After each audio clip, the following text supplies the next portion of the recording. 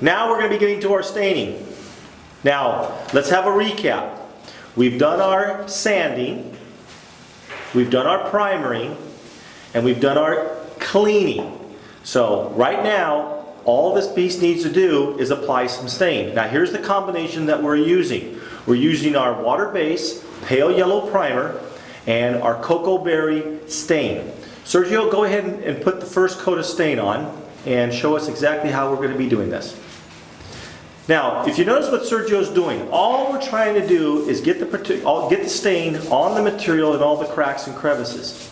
Now the staining process, especially if you're blending and trying to match color, we always recommend 2 coats. We like 2 coats for one reason. It gives you the ability to slowly make your finish darker.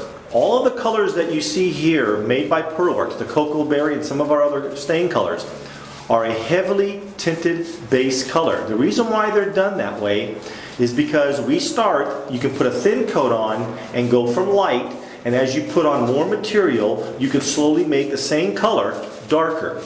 Now, what we're trying to do now is just get the material on and trying to get it even. And what Sergio's going to be doing once he does this is we're going to be using the terry cloth rag and wiping it off and on to get different shades and colors.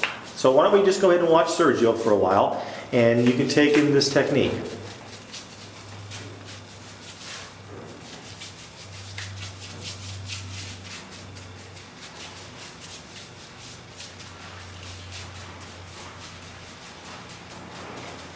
Now here for the example, we are using a brush.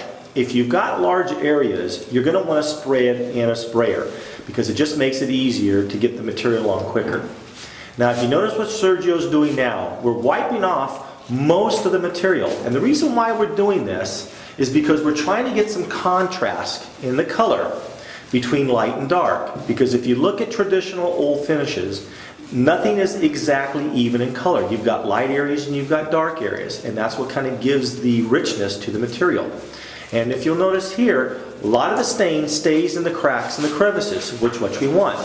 Now Sergio's coming back with the same brush. It doesn't have a lot of stain on it, and all he's doing is he's applying a light coat of material or stain and getting the sheen or the shade of color that he wants.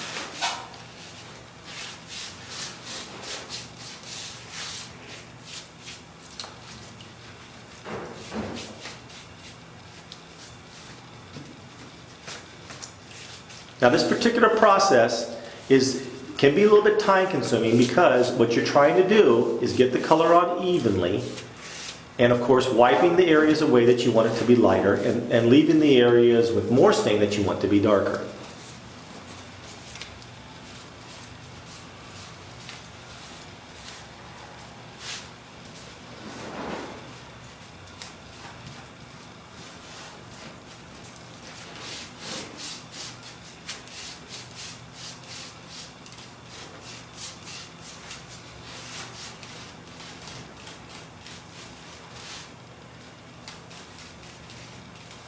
Finished? Okay, now from this, what we're going to do now is seal this coat with a high gloss lacquer. A lot of finishers will use a sanding sealer, and that's okay. I like the high gloss lacquer between each coat because sanding sealer, semi-gloss, and some of the other finishes all have talc powder, which kind of leaves a milky hue to the finish. So I always use high gloss lacquer between each coat. Now, when you seal the finish, what's going to allow us to go to the next step? If we make a mistake, we can strip it right off and go back to the step. If you don't seal this coat with a clear sealer, you've got to start over from scratch. So between each and every step that we're going to do, we're always going to tell you to seal the product.